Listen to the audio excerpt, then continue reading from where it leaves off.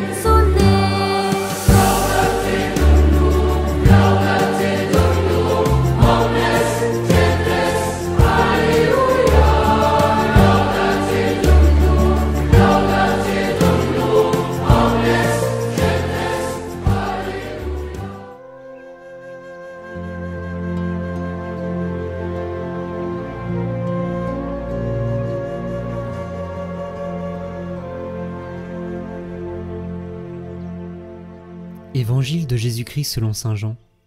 En ce temps-là, Les Juifs se querellaient entre eux. « Comment celui-là peut-il nous donner sa chair à manger ?» Jésus leur dit alors : « Amen, amen, je vous le dis. Si vous ne mangez pas la chair du Fils de l'homme, et si vous ne buvez pas son sang, vous n'avez pas la vie en vous. Celui qui mange ma chair et boit mon sang a la vie éternelle. Et moi, je le ressusciterai au dernier jour. En effet, ma chair est la vraie nourriture, et mon sang est la vraie boisson. Celui qui mange ma chair et boit mon sang demeure en moi, et moi, je demeure en lui. De même que le Père, qui est vivant, m'a envoyé, et que moi je vis par le Père, de même celui qui me mange, lui aussi vivra par moi. Tel est le pain qui est descendu du ciel. Il n'est pas comme celui que les pères ont mangé. Eux, ils sont morts.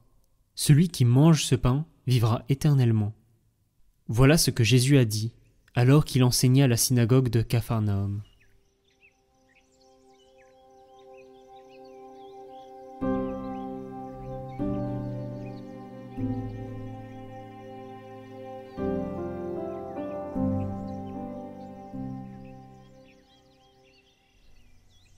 En sachant qu'il devra mourir sur la croix pour nous, Jésus s'identifie à ce pain rompu et partagé, et celui-ci devient pour lui un signe du sacrifice qu'il attend. Ce processus trouve son paroxysme dans la dernière scène, où le pain et le vin deviennent réellement son corps et son sang. C'est l'Eucharistie que Jésus nous laisse dans un but précis, que nous puissions devenir une seule chose avec lui. En effet, il dit « Qui mange ma chair et boit mon sang demeure en moi et moi en lui ». Ce fait de demeurer, Jésus en nous et nous en Jésus. La communion est assimilation. En le mangeant lui, nous devenons comme lui. Mais cela requiert notre oui, notre adhésion de foi.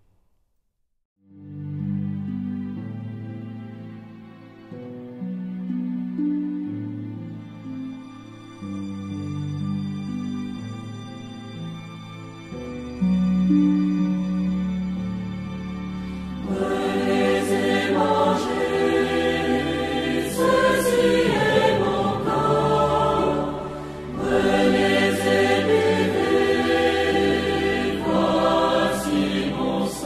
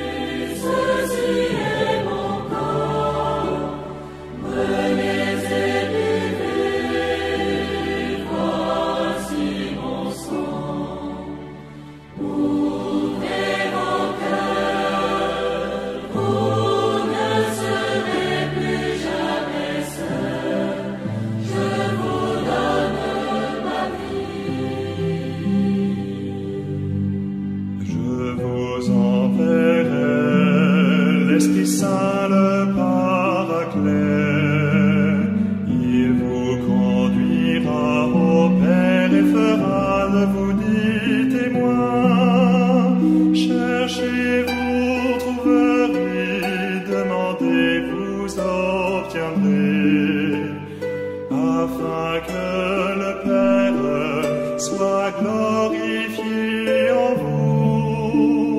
Venez et mangez, ceci est mon corps.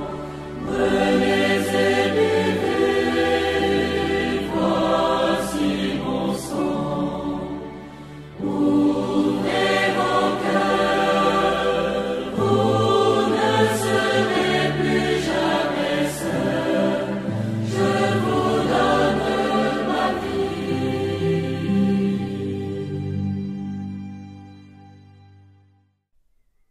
Vous avez remarqué que les lectures cette semaine nous invitent beaucoup à prendre la dimension de l'Eucharistie. Et je vous invite à aller rejoindre cette vidéo que je vous mets en lien en haut à droite sur l'Eucharistie. C'est un enseignement avec le Père Guillaume Petit. Comment un morceau de pain peut-il être Jésus ?